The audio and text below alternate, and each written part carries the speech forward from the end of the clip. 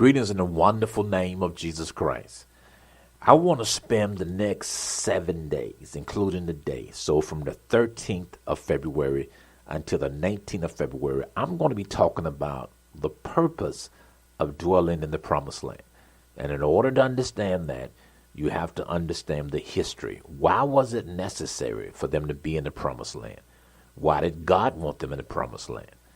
And we're going to go back and we're going to look at from the book of Genesis to have us an understanding, the promised land, because you have a promised land.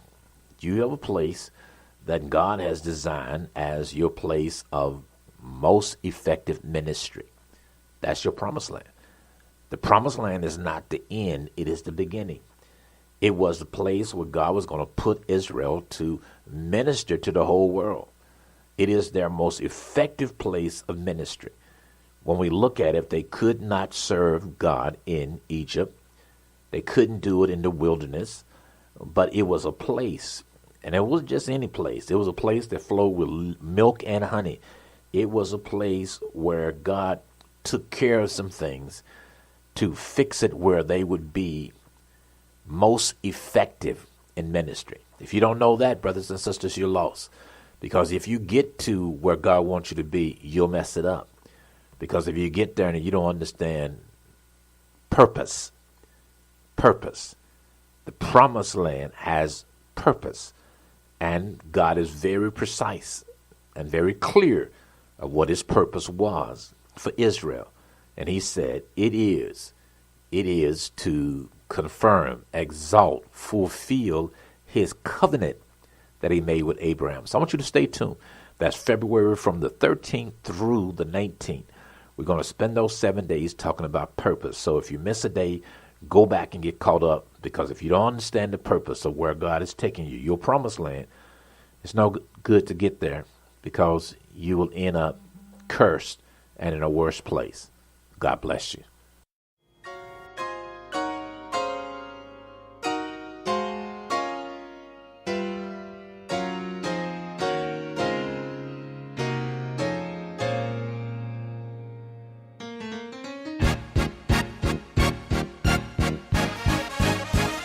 Welcome to the Words to Empower podcast, featuring Bishop Frank Stewart, pastor of the Acts Ministry in Conway and North Little Rock, and now Pastor Stewart.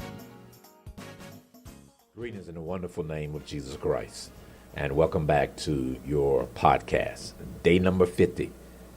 Day number 50, the first Pentecost of the year. We have passed through 50 days of this year. Isn't that amazing? Isn't that amazing that it seemed like the year had just started and now we're 50 days into this year? And I have to ask you what I've been asking you off and on the whole year. And that is the same question that God asked Adam. And that is, where are you? And it's the question that he asked Elijah. What are you doing here? Elijah, what doth thou here? What are you doing here, Elijah? So where are you and what are you doing here? So we have to evaluate. We have to take time to think about where we are in a brand new year, a year of incredible promise, a year of overflow, a year that God is doing something very, very special this year, a year that we need a move of God like we have never needed it before. So we're in a new year, and the first 50 days at the end of this day, the conclusion of this day, will be over. So I want to reinforce the purpose of the promised land. Very important that we understand that there's a purpose in God putting us in the promised land. He just didn't take us here just to be here. There's a purpose why we're in the promised land. And I want to talk about something that I know that for many people will be very, very sensitive, but we need to look at this because God has given them some information. Now, the information that he's getting ready to give them is in the book of Deuteronomy, chapter number 9. And many people will be offended at this.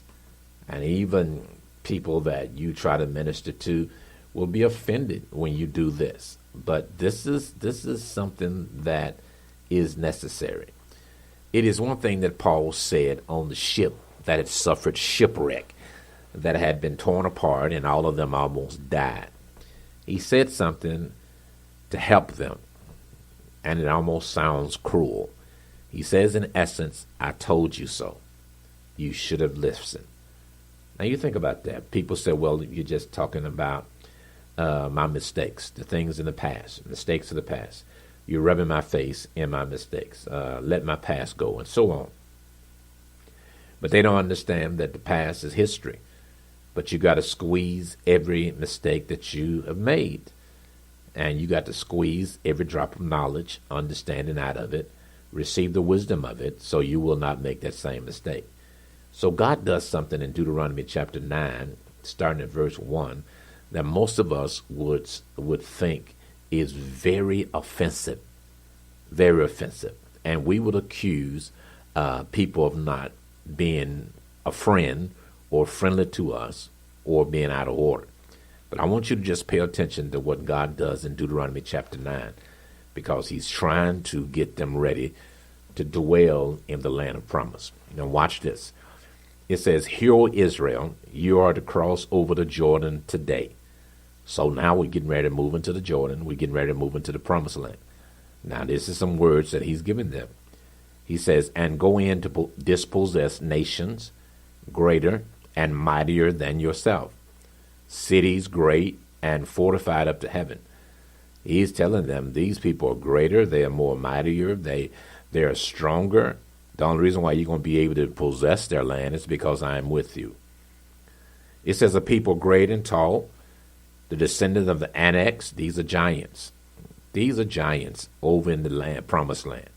Brothers and sisters, there are giants in your promised land. Giants over there. There are Goliaths over there. And it's important that you understand that. They just not there just to be there. They also serve an incredible reminder to us that the giants that are in the promised land, God is saying, I'm going to show you my power to remove them and put you in the promised land instead of them. They are giants there, but if God can move giants and walls that'll go up to the heaven, fortified up to the heaven, what can he do? So he says that who can stand before the descendants of Anak? They asked that question. He said, you heard that said, because they are giants. Therefore understand today that the Lord your God is he who goes over before you as a consuming fire. He will destroy them and bring them down before you. So you shall drive them out and destroy them quickly, as the Lord has said to you. He says, when I get you there, when you go into battle against them, I'm going to give you quick victory. The process is not going to be quick, but when I get you there, there's going to be quick victory. So now he says, now these people are mightier, they're stronger than you, but I am going to give you their land. As long as you remember it was God that did it, then it's going to be fine. But verse 4, he began to tell them, and I want you to hear this. This is Deuteronomy chapter 9. And if you have not read all of Deuteronomy chapter 9, you need to read it before you cross your Jordan. This is one of the chapters he gives them when they're getting ready to cross their Jordan. Remember verse 1, you are to cross over the Jordan today. See, this is one of the last instructions he gave them before they crossed over the Jordan to move in position to take the promised land. Stay tuned for more of Frank Stewart. And now for some special announcements. Thanks for partnering with the Acts Ministries. We value your service and your donations. That's why we've made it easy to make contributions to support our ministry. Simply go to your web browser and click the search bar and type in actsministriesonline.org. Then click Donate Online. It's really that easy. For mobile giving, text the amount you wish to donate to 501-302-4242. That's Simple Give. And now, more of Pastor Frank Stewart. Look what he says to them in verse 4. Do not think in your heart after the Lord your God has cast them out before you, saying, because of my righteousness, the Lord has brought me in to possess this land. Now, he says, let's get this straight. It's not because you've been so good. It's not because you've been perfect.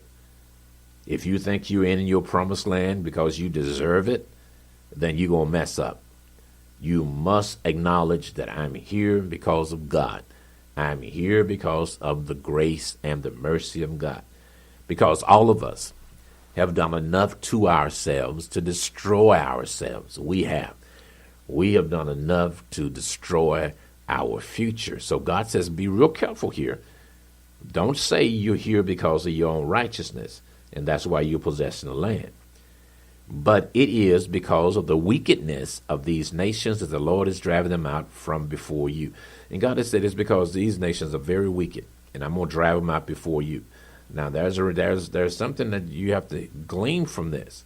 If he's driving out people because of their wickedness, and he's using us to do it, they didn't understand that God says, I will use somebody else to drive you out when you get wicked. And that is exactly what is going to happen. He says, it is not because of your righteousness or the uprightness of your heart that you go in to possess their land, but because of the wickedness of these nations that the Lord your God drives them out from before you, and that he may fulfill the word. This is the second part of this. And that he may fulfill the word which the Lord swore to your fathers, Abraham, Isaac, and Jacob. See, God made a promise. So he says, this is the promise that I have made. I'm going to fulfill my promise. Verse 6, he says, therefore understand that the Lord your God is not giving you this good land to possess because of your righteousness, for you are a stiff-necked people. Now just think about that. I'm getting ready to give you the promised land. I'm getting ready to take you to a place you've never been before. But God says, let's look at a little history here. Let's have a conversation. Don't get over there and think that you did it. Don't get over there and think that your intellect, your ability. Don't receive the blessings of the Lord and then take credit for it, because you know where I brought you from.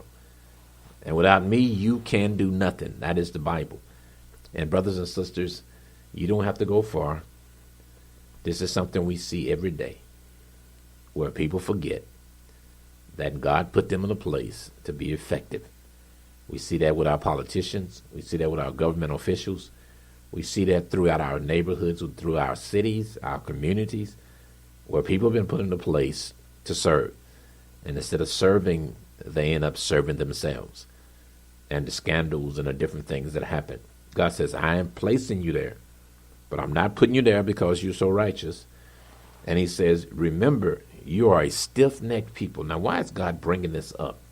He's bringing this up. He's telling them and warning them so they want to go back. This is understanding that God loves you. And whenever he says anything to us, it's not to destroy us. Those whom the Lord loveth, the Bible says he chasteneth. So he's helping them to understand the land I'm getting ready to give you. I'm not giving it to you because you deserve it or your righteousness, but because you've been stiff-necked. You are a stiff-necked people, and I want you to remember that. Verse 7 says this in chapter 9. Read the whole chapter. Chapter 9 of the book of Deuteronomy, verse 7 says this, remember, do not forget how you provoked the Lord your God to wrath in the wilderness, from the day that you departed from the land of Egypt until you came to this place. You have been rebellious against the Lord. Now, this takes relationship to another place. Most people never get to this point in a relationship where they can receive this level of critique, this level of constructive criticism in love. God says, let us look at your past for a second. Just think about that. And many times we see people talking about people's past, and that's to hurt them. That's to belittle them. That's to bring them down. But God can't do that, because he has no darkness in him. There's no evil in God. God can't do anything that is motivated by evil. This is motivated by love. And what he's saying, I need to tell you this, because if you don't remember that you messed up, you will mess up again. See, what's going to keep you from messing up is realizing that if I don't help you, if I don't put God first, I am going to mess up. I want to say that again because I don't think we got that. If I do not put God first, if I do not acknowledge him, I have messed up, and I'm going to mess up again if I do not put him in front, if I do not put him first. So this is what he's trying to get them to see. Now, many people would say, you just bringing up my past. You just talking about my mistakes. But he has purpose in telling them their mistakes and the things that have happened in their lives. He's trying to get them to a place of promise. Place of promise. A place of promise. And not just to visit there. See, that's the thing we have to understand.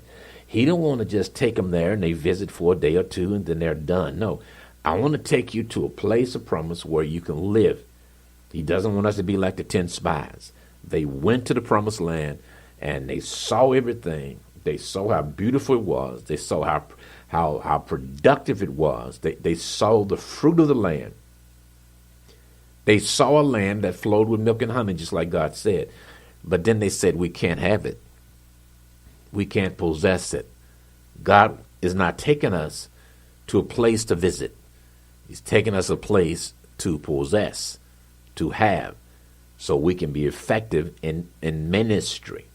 Very important. So God is bringing up what they did. He says from the day, he says, you provoked me in the wilderness, and from the day you left out of Egypt until now, until you came to this place. Now, they right before the Jordan. He says, you've been a rebellious nation. So he's telling them just before they go into promised land. Why? To hurt them? To belittle them? No. He's telling them to keep them from making the same mistakes. And one thing that I think that we don't do, because we have bought the lie and we have succumbed to what people say to us, that it keeps us from preparing them from possessing the promised land. Because they cut us off and they say, well, you're talking about my past and all that, and we all do that. You just rubbing my face in my past. No, that's not what God is doing. God is saying, I see you getting ready to make the same mistake again. So I want to warn you that you are a mess up without me. And I've brought you here, not because you've been so righteous. I brought you here to help you. Isn't that something? Isn't that amazing? What kind of friend stand by, watch another friend repeat the same mistake that almost destroyed them the first time? And you're looking at it. And instead of using all of your arsenal in knowing that person, it's important. It is important to have people around you that have been with you for a while, that has been on this journey of life with you, because then they are armed with history to help you, to keep you from making the same mistakes. We resent that. We say, you just bring up my past. No, I remember when you jumped last time, and now I see you standing close to the edge again. And I want to let you know, the last time you jumped in that relationship, it wasn't that good. It almost destroyed you. Why are you standing here in this place now? You got to understand that. And this is what's going on with God. This is what's going on. This is what God is saying to them. He says, you've always been rebellious. Look at verse number 8. Also in Horeb, you provoked the Lord to wrath, so that the Lord was angry enough with you to have destroyed you. When I went up to the mountain to receive the tablets of stone, the tablets of the covenant which the Lord made with you, then I stayed on the mountain 40 days and 40 nights. I neither ate bread nor drank water. Then the Lord delivered to me 2 tablets of stones written with the finger of God, and on them were all the words which the Lord has spoken to you on the mountain from the midst of the fire in the day of the assembly. And it came to pass at the end of 40 days and 40 nights that the Lord gave me the 2 tablets of stone, the tablets of the covenant. Then the Lord said to me, arise, go down quickly from here, for your people whom you brought up out of Egypt have acted corruptly. They have quickly turned aside from the way which I commanded them. They have made themselves a golden image, a golden calf. Now, why would he bring up one of the most painful things in their history? This was painful because of the mistake they made, caused many of their loved ones and friends to be destroyed, to get killed, and God brings this up. It's in their past. He brings it up. This is what friendship does, and why it's so important for you to put yourself in a place where people know you. And people escape this. They run from people that know them. They run from them. They don't want to be around them. And you got to balance this, because I know some people, they're trying to destroy you. But the motive here is to awaken them to the fact that you've done some stuff. You've done some stuff that almost took you out. And I'm getting ready to take you to a place. And I'm getting ready to take you to a promised land. I'm getting ready to take you to a place that you've been dreaming about all your life. I'm getting ready to take you to that wealthy place. I'm getting ready to take you to a place where you're going to be most effective in ministry. And I got to tell you, don't make the mistakes that you've made in your past. And for me to reinforce that, I am going to bring up these mistakes that you have made in your past. This is God. I'm talking God. I'm not talking about folks that does this to hurt you, to destroy you, belittle you. No, you shouldn't be around those people. I'm not talking about that. I'm talking about these are friends. Friends that know you. See, we like to get around people that don't know us. That's why we stop talking to the pastor and other people, and we go talk to people for the first time, and they're so sympathetic towards us because they think that's the first time you made that mistake. Well, the people that know you know that this is the same mistake that you've been making for the last 12 years. So in order to receive correction and have accountability, you go and tell that same old sad story to somebody that don't know you so you can receive sympathy instead of receiving correction, if necessary, rebuke, so you can move forward in your life and possess the promised land that God has for you. I want you to read Deuteronomy chapter 9 because he rehearses their history. He rehearses the mistakes that they've made. And he does this in love to keep them from destroying themselves when they get to the promised land. But you know the history. You know the history. After all of this, there's going to rise up a generation that knew not God, and they're going to make incredible mistakes. So this has been 7 days. This is day 50 of 2019. It's been 7 days, and I hope that you have a little better understanding of the purpose of dwelling in your wealthy place, your promised land, the place God designed for you, the purpose, so you can be most effective in ministry in that place than you could have been in any other place. So I hope you understand that. Today podcast was a little long.